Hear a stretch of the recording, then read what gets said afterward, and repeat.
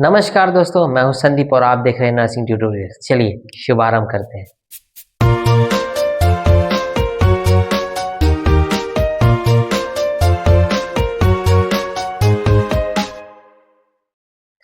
चलिए आज हम लोग बात करते हैं नर्सिंग रिसर्च के बारे में। नर्सिंग रिसर्च के बारे में। नर्सिंग रिसर्च होता क्या है? सबसे पहले देखते हैं कि डेफिनेशन क्या है, उसके पर्पस क्या है, कैरेक्टरिस्टिक्स क्या है और उसके टाइप्स क्या क्या है। तो अभी के इन सारे मैटर में हम इन चारों चीजों को देखते हैं कि इसका डेफिनेशन क्या है, इसके पर्पस क्या है, इसकी कैरेक्टरिस्टिक्स क्या है और इसके टाइप्स क्या है। तो चलिए आगे बढ़ते हैं और देखते हैं। तो चलिए रिसर्च डील करते हैं।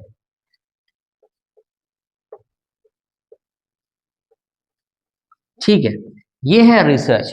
तो रिसर्च जो है वो बेसिकली दो भाग में डिवाइड होता है। फर्स्ट दैट्स कॉल्ड री, दूसरा जो आता है उसको बोलते हैं सर्च, SEARCH, सर्च। ठीक है, री का मतलब होता है फिर से, फिर से, ठीक है, और सर्च का मतलब होता है खोज करना। ठीक है, ठीक है, री का मतलब होता है फिर से और सर्च का मतलब होता है खोज करना। ठीक है, और जब हम कोई भी चीजें, जब हम फिर से कोई भी चीजों को खोज करते हैं, जैसे हम लोग फाइंड आउट करते हैं न्यू फैक्ट्स। न्यू फैक्ट्स मतलब नया खोज, उसको हम लोग बोलते हैं रिसर्च। फिर से नई चीजों को खोज करना उसको हम लोग बोलते हैं रिसर्च। मतलब फिर से कुछ नई चीजों को खोज करना उसे हम लोग कहते हैं रिसर्च, जिसमें हम लोग न्यू फैक्ट्स को फाइंड आउट करते हैं। किसको फाइंड आउट करते हैं? New facts. न्यू फैक्ट्स का मतलब होता है कुछ नए आइडियाज हो सकते हैं, कुछ नए आइडियाज हो सकते हैं, ठीक है, नए रिसर्च हो सकते हैं, ठीक है, नए प्रोसेस हो सकते हैं, कुछ प्रैक्टिकल आइडियाज हो सकते हैं। ठीक है, उन सारी चीजों को हम लोग खोज करते हैं, उसे हम लोग कहते हैं रिसर्च। होप आप लोग को ये चीजें समझ में आ गई होंगी। चलिए आगे देखते हैं कि इसका डेफिनेशन क्या है। चलिए अब उसके डेफिनेशन को समझ लेते हैं। ठीक है, इसके डेफिनेशन को मैंने बोर्ड पर लिख कर रखा है ताकि मैं आपको इजीली और बहुत अच्छे तरीके से समझा सकूं। ठीक है, चलिए यहाँ पर डेफिनेशन क्या बोलता है कि research is a systematic, scientific and organised process of collecting, analysing and interpreting information to answer a question और सॉल्व अ प्रॉब्लम। ठीक है, यहां पर एक चीज को समझने की कोशिश करते हैं कि research is a systematic, scientific and organised process. Research is a systematic, scientific and organised process. ठीक है, सिस्टमैटिक का अर्थ होता है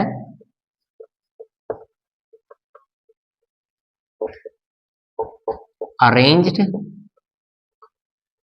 मतलब अच्छे से अरेंज हुआ, इट्स कॉल्ड सिस्टमैटिक। जिसको हम लोग हिंदी में बोले तो हम बोलते हैं व्यवस्थित।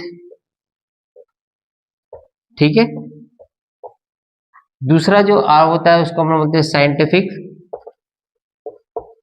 साइंटिफिक मतलब होता है वैज्ञानिक तत्व।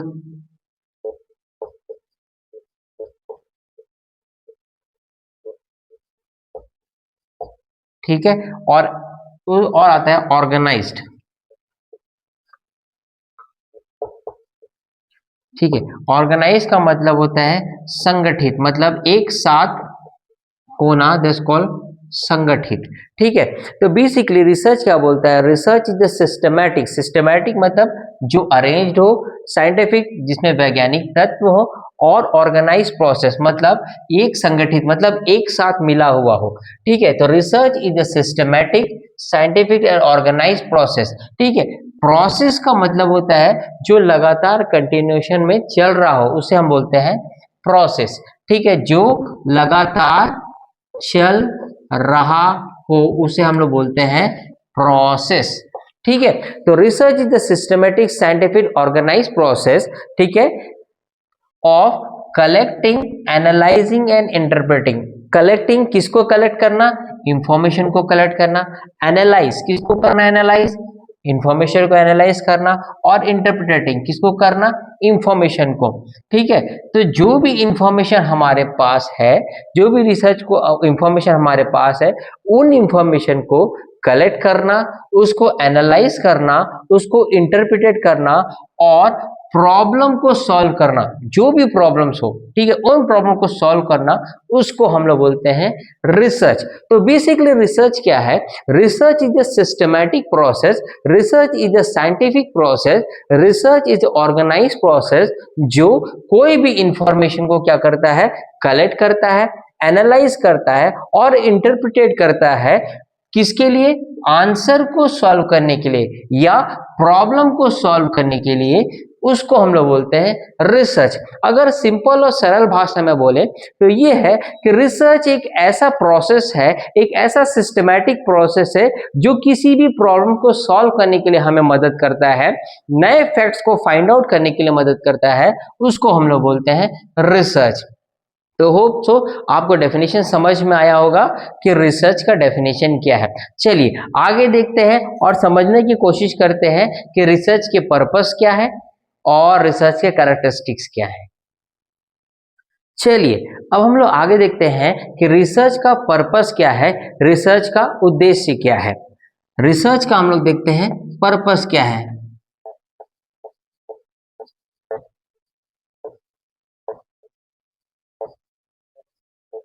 ठीक है, रिसर्च का पर्पस या उद्देश्य। रिसर्च का पहला पर्पस कहता है कि to discover new knowledge, to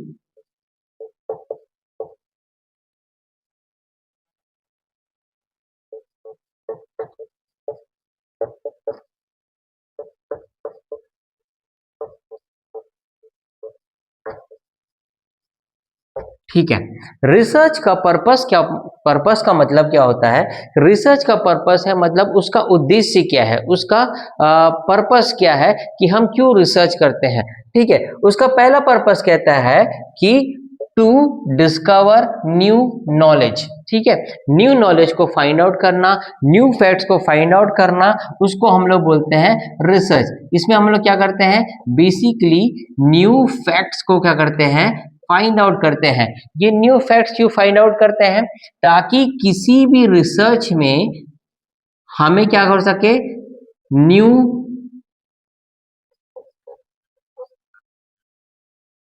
facts हमको मिल सके।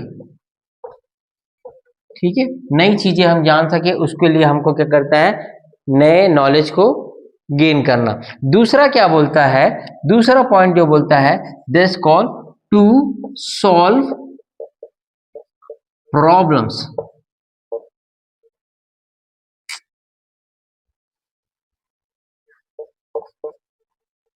ठीक है, रिसर्च का सबसे बड़ा उद्देश्य ये होता है कि जो भी प्रॉब्लम्स हैं उन सारे प्रॉब्लम्स को सॉल्व कर सके। ठीक है, देखिए हमारे दुनिया में बहुत सारे प्रॉब्लम्स हैं, चाहे आप मेडिकल से रिलेटेड ले लो, ठीक है, चाहे आप किसी पर्टिकुलर डिजीज से ले लो।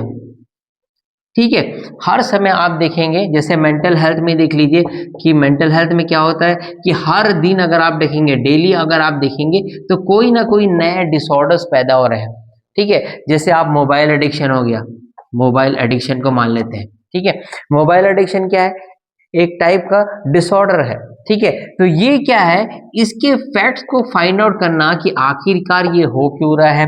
ठीक है, अगर हो रहा है तो इसका सॉल्यूशन क्या है।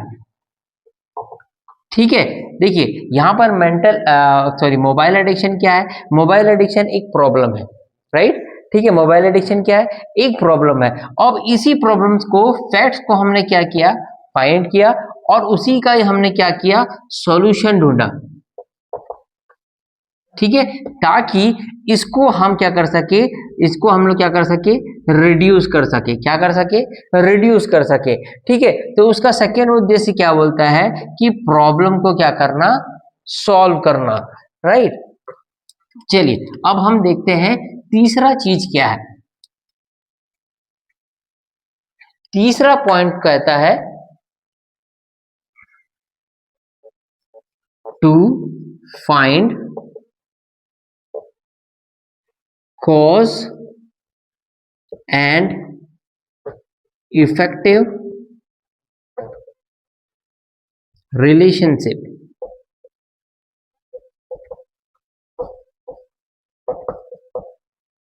ठीक है, टू फाइंड, क्या फाइंड करना, कॉज मतलब कारण।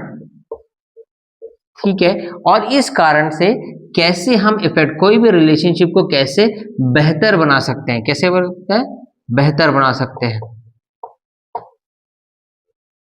ठीक है, कैसे बेहतर बना सकते हैं। ठीक है, ये सारी चीजों को हम फाइंड आउट करते हैं। ठीक है, कि इसका कारण क्या है, कैसे कारण होगा, क्या कारण है जिसके कारण, अगर जब कारण होगा तभी तो हम उसके प्रॉब्लम को सॉल्व आउट कर पाएंगे ना।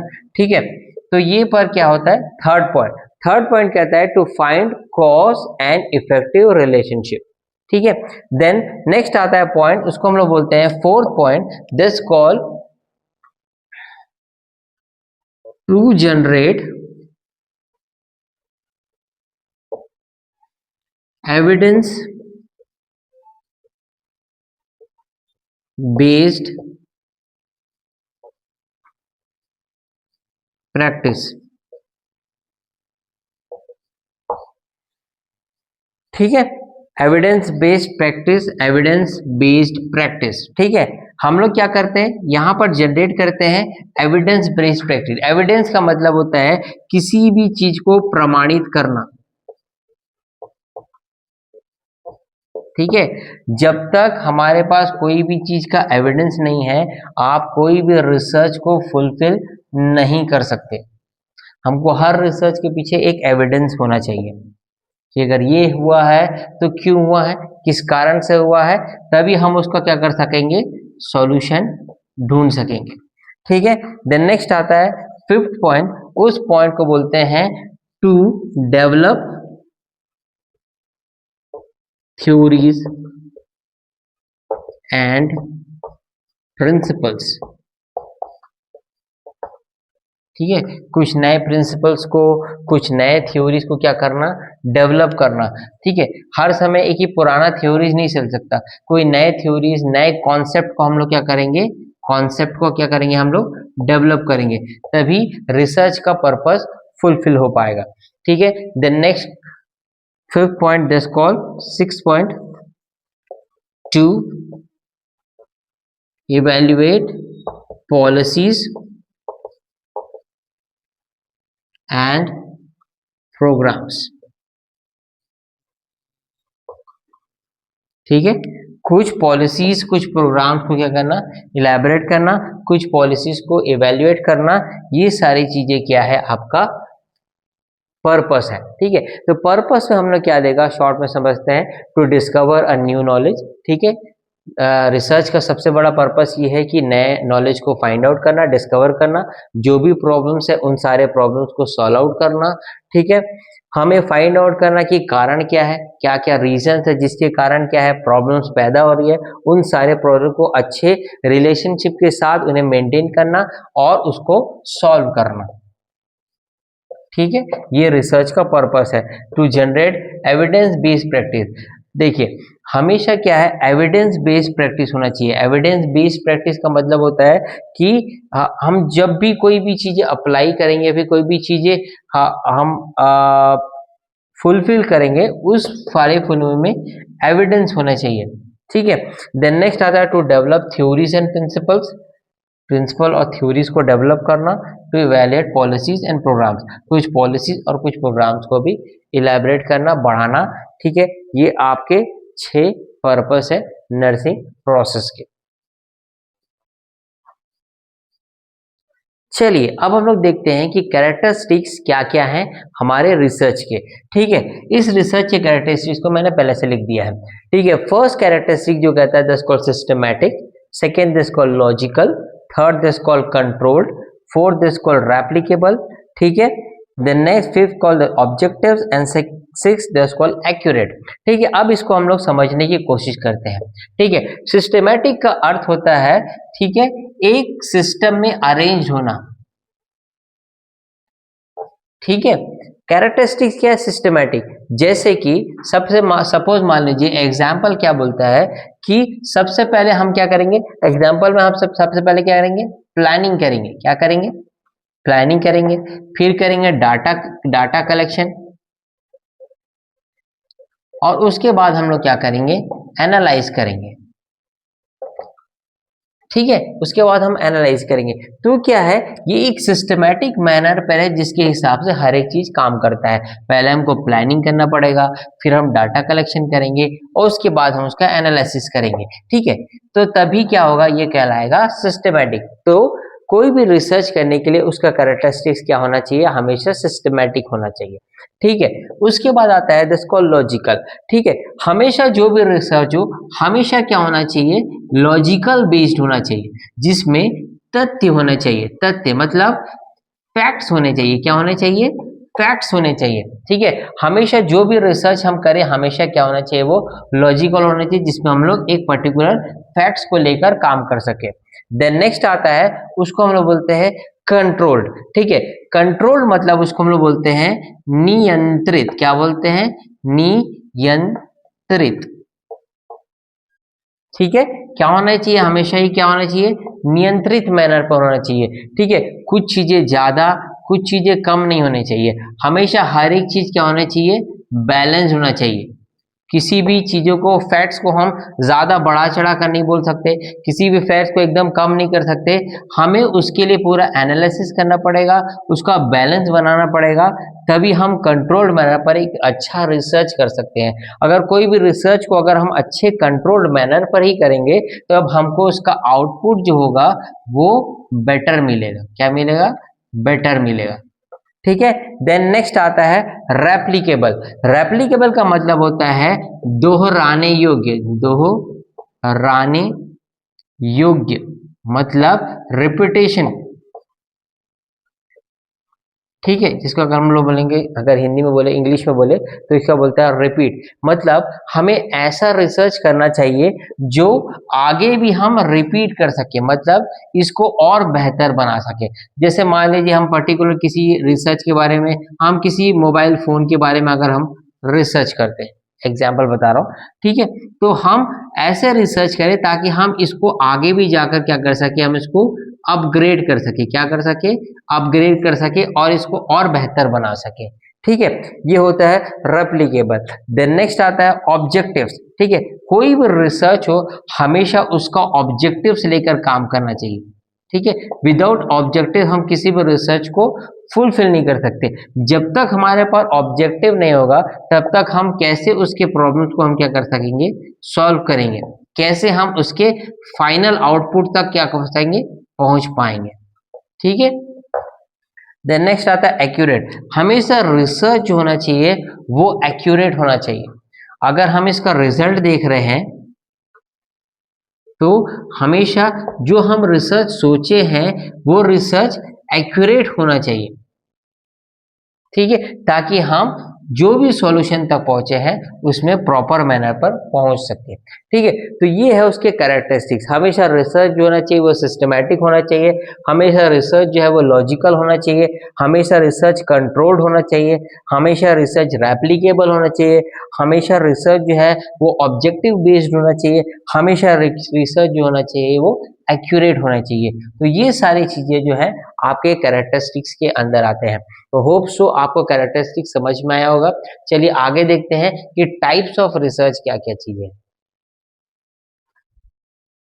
चलिए अब देखते हैं कि टाइप्स ऑफ रिसर्च क्या है, और इसको मैंने अलग अलग भाग में, अलग अलग पार्ट में डिवाइड किया ताकि आप इजीली और बहुत अच्छे से समझ सके। ठीक है, आपको ज्यादा डिफिकल्ट ना हो समझने में, बहुत इजी से आपको समझा सकूं।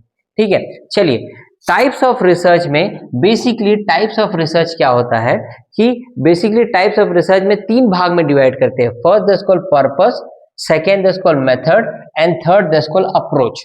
ठीक है, बेसिकली रिसर्च को तीन भाग में डिवाइड करते हैं, पर्पस के हिसाब से, मेथड्स के हिसाब से और अप्रोच के हिसाब से। इसके अलावा और भी बहुत सारी चीजें हैं जो अदर आती है, मैं आपको धीरे से बताऊंगा। पहले इसको समझने की कोशिश करते हैं। ठीक है, सबसे पहला पर्पस जो है वो पर्पस में आता है बेसिक, ठीक है, एंड अप्लाइड। ठीक है, मेथड के अंदर आता है आपका क्वांटिटेटिव एंड क्वालिटेटिव रिसर्च, और अप्रोच में क्या आता है आपका descriptive, analytical, experimental and exploratory. ठीक है, तो बेसिकली ये सारी चीजें आपके रिसर्च के अंदर आते हैं, टाइप्स के अंदर आते हैं, और मैं आपको इसको बहुत इजी वे में आपको समझाने की कोशिश करूंगा, आप बहुत इजी से समझ जाएंगे। ठीक है, आपको दिखने में लग रहा होगा बहुत सारे, लेकिन बहुत इजी है और आप बेसिकली समझ सकते हो। चलिए अब यहां पर हम लोग देखते हैं, अभी हम लोग देखते हैं पर्पस बेस्ड। ठीक है, पर्पस बेस्ड, अभी इन दोनों चीजों को छोड़ दीजिए, अभी आप सिर्फ पर्पस बेस्ड को देखिए। ठीक है, पर्पस बेस्ड में बेसिकली ये दो भाग में डिवाइड होता है, क्या, बेसिक और अप्लाइड। ठीक है, बेसिक और अप्लाइड, जिसको हम लोग क्या बोलते हैं, प्योर रिसर्च भी बोलते हैं। क्या बोलते हैं, प्योर रिसर्च भी बोलते हैं। ठीक है, ये बेसिकली जो आपका बेसिक रिसर्च है, बेसिक जो रिसर्च है, ठीक है, ये क्या काम करता है, हमारे नॉलेज को फाइंड आउट करने के लिए काम करता है। क्या चीज के लिए फाइंड आउट करने का काम करता है, नॉलेज को फाइंड आउट करने के लिए बढ़ाता है, या फिर नॉलेज को इंक्रीज करने के लिए काम करता है। क्लियर हो गया। दूसरा बात, अप्लाइड। अप्लाइड अप्लाइड रिसर्च वो होता है जो हमारे किसी भी प्रॉब्लम्स को, ठीक है, किसी भी समस्या को सुलझाने के लिए काम करता है, किसी भी प्रॉब्लम्स को सॉल्व करने के लिए काम करता है। ठीक है, तो बेसिकली पर्पस में दो रिसर्च होते हैं, first that's called basic research या फिर प्योर रिसर्च, और दूसरा जो आता है दैट्स कॉल्ड अप्लाइड रिसर्च, जिसको हम लोग बोलते हैं प्रॉब्लम सॉल्व रिसर्च भी। ठीक है, इस पे आप ऐसे रिसर्च करेंगे जो आपकी नॉलेज को बढ़ाएगा। ठीक है, जैसे कि कैसे एग्जांपल बताऊं कि ह्यूमन मेमोरी कैसे काम करता है। फॉर एग्जांपल ह्यूमन मेमोरी कैसे काम करता है, ये किसके अंदर आ जाएगा, आपका बेसिक है। ऐसे रिसर्च जो आपके नॉलेज को बढ़ा रहा है, वो सारे रिसर्च जो आएंगे आपके बेसिक रिसर्च या फिर प्योर रिसर्च के अंदर आएंगे। ठीक है, अप्लाइड रिसर्च वो रिसर्च होता है, ऐसे रिसर्च जो आपके किसी भी प्रॉब्लम्स को सॉल्व करने में मदद कर रहा है। जैसे मान लीजिए कहीं पर आपको चोट लग गया, आपके हाथ में चोट लग गया, और हम जानते हैं कि अगर आप इस चोट लग गया, ब्लीडिंग हो रहा है, और इसको हम दबा कर रखते हैं, तो कुछ समय के बाद क्या है, ये ब्लीडिंग जो है वो रुक जाएगा। ठीक है, लेकिन ये हमें पता कैसे चला, किसी ने तो फाइंड आउट किया होगा, किसी ने तो ढूंढा होगा। ठीक है, वैसे ही चीजों को, उसी प्रॉब्लम्स को सॉल्व आउट करना या फिर उसी प्रॉब्लम्स की चीजों को ढूंढना, उसको हम लोग किसके अंदर फाइंड आउट करते हैं, अप्लाइड साइकोलॉजिकल। ऐसे रिसर्च, ठीक है, तो ऐसी चीजों को जो आपकी किसी भी समस्या को सुलझाता है, वो अप्लाइड रिसर्च के अंदर आएगा। किसके अंदर आएगा, अप्लाइड रिसर्च के अंदर आएगा। ठीक है, यहां तक समझ में आ गया आपको। अब आते हैं आपके मेथड्स के अंदर। मेथड्स के अंदर बेसिकली दो टाइप के मेथड्स होते हैं, this called quantitative and second this called qualitative research. ठीक है, क्वांटिटेटिव रिसर्च जो बेस करता है आपके स्टैटिकल, स्टैटिकल मतलब संख्यात्मक, जो संख्या पे बेस्ड हो। ठीक है, क्वालिटेटिव मतलब आपके क्वालिटी बेस्ड, जैसे आपका अनुभव हो गया।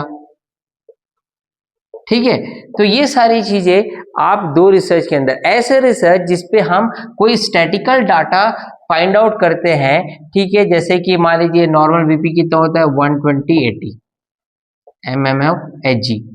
ठीक है, ये एक स्टैटिकल डाटा है। ठीक है, अब हमको यही कैसे पता कि ये नॉर्मल है, इसके बारे में रिसर्च होगा तभी फाइंड आउट हो पाया है। ठीक है, तो ये सारे रिसर्च जो एक स्टैटिकल बेस्ड होते हैं, वो किसके अंदर आते हैं, आपके क्वांटिटेटिव के अंदर। ठीक है, क्वालिटेटिव रिसर्च ऐसे रिसर्च होते हैं जो आपके अनुभव पर बेस्ड होते हैं, आपकी भावनाओं पर बेस्ड होते हैं, आपके विचार पर बेस्ड होते हैं। जैसे कि आपका इंटरव्यू, आपका ऑब्जर्वेशन, ये सारे रिसर्च जो होते हैं वो किसके अंदर आते हैं, आपके क्वालिटेटिव रिसर्च के अंदर। ठीक है, तो बेसिकली मेथड्स के अंदर क्वांटिटेटिव रिसर्च होते हैं और क्वालिटेटिव रिसर्च होते हैं। ठीक है, अब यहां पर आते हैं हम अप्रोच के अंदर। ठीक है, अप्रोच के अंदर बेसिकली बेसिकली चार चीजें होते हैं। First that's called descriptive, second that's called analytical, and third that's called experimental, and fourth that's called exploratory. ठीक है, डिस्क्रिप्टिव रिसर्च वो रिसर्च होता है जिसमें हम किसी की स्थिति को जानते हैं। ठीक है, जैसे कि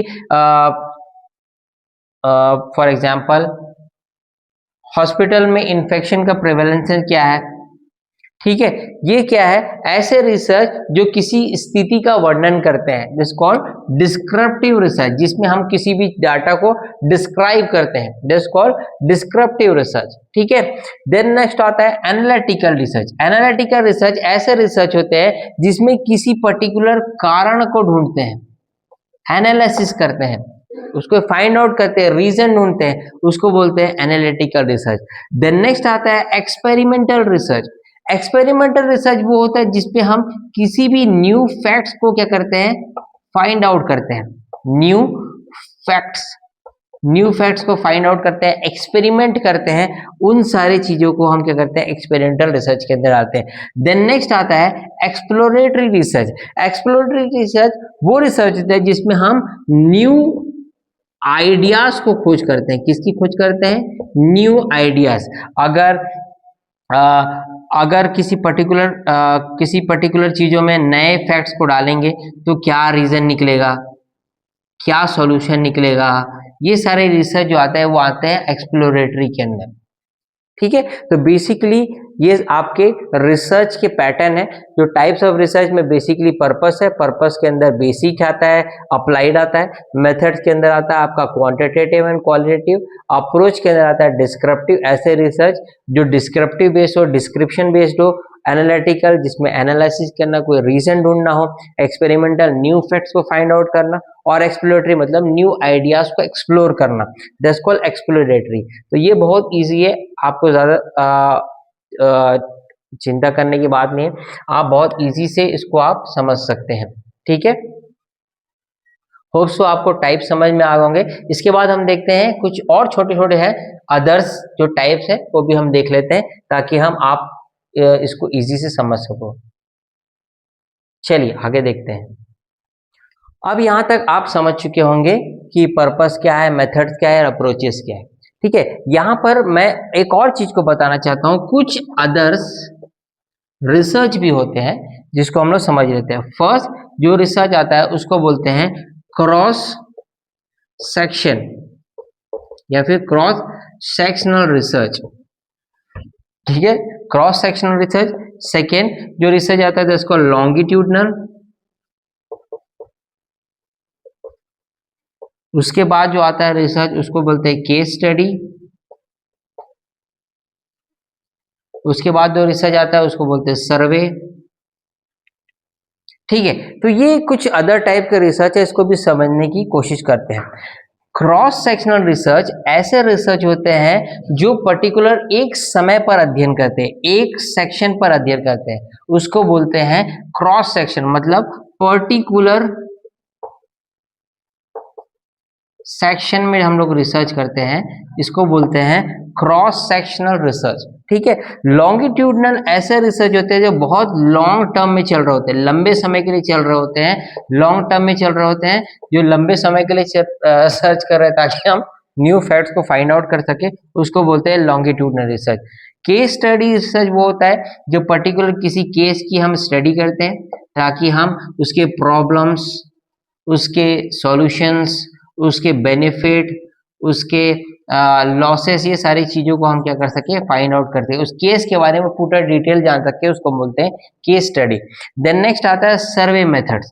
कुछ ऐसे रिसर्च होते हैं जिसपे हम सर्वे करते हैं ताकि हम लोगों के बारे में जान सके, लोगों के नॉलेज के बारे में जान सके। सर्वे मेथड बहुत सारी चीजें होते हैं, जैसे आप मोबाइल्स में भी देखिए कुछ कुछ ऐसे क्वेश्चंस आते हैं आपके पास, सर्वे के क्वेश्चंस आते हैं, वो सब ताकि आप उसका बेनिफिट जान सके, लोगों के आइडियाज के बारे में जान सके कि वो क्या सोच रहे हैं उसके बारे में जान सके। ये सब मेथड जो आता है आपके सर्वे मेथड के अंदर आता है, ताकि हम सर्वे कर सके और सर्वे करके एक डाटा कलेक्ट कर सके और उस डाटा के हिसाब से हम प्रॉपर काम कर सके। ये सर्वे मेथड के अंदर आता है। तो बेसिकली आपके टाइप्स ऑफ रिसर्च में पर्पस बेस्ड, मेथड बेस्ड और अप्रोच बेस्ड होता है। उसके अलावा अदर बेस्ड भी होता है, जिसमें कुछ कुछ चीजें आती है, जैसे cross sectional, longitudinal, case study and survey method. ये सारे रिसर्च मिलकर बनाते हैं आपका टाइप्स ऑफ रिसर्च। ठीक है दोस्तों, होप सो आपको वीडियो अच्छा लगा होगा, आपको समझ में आया होगा कि रिसर्च क्या है। ठीक है, और आप प्लीज़ मेरे और वीडियोस है उसे भी देखिए, लाइक शेयर और सब्सक्राइब करिए मेरे चैनल को। साथ ही साथ मेरा एक ऐप भी है नर्सिंग ट्यूटोरियल्स, उसे भी आप डाउनलोड करिए। उसमें बहुत सारे कॉम्पिटिटिव एग्जाम के क्वेश्चंस आते हैं और बहुत सारे कोर्सेस हैं, आप उसे भी ले सकते हैं और कॉम्पिटिटिव एग्जाम की तैयारी कर सकते हैं। साथ ही साथ कमेंट बॉक्स में ज़रूर बताइए कि आपको अगला टॉपिक क्या चाहिए पढ़ने के लिए, ताकि मैं उसे डील कर सकूं और आपको ईजिली से समझा सकूं। चलते हैं, मिलते हैं नेक्स्ट वीडियो में। Bye bye.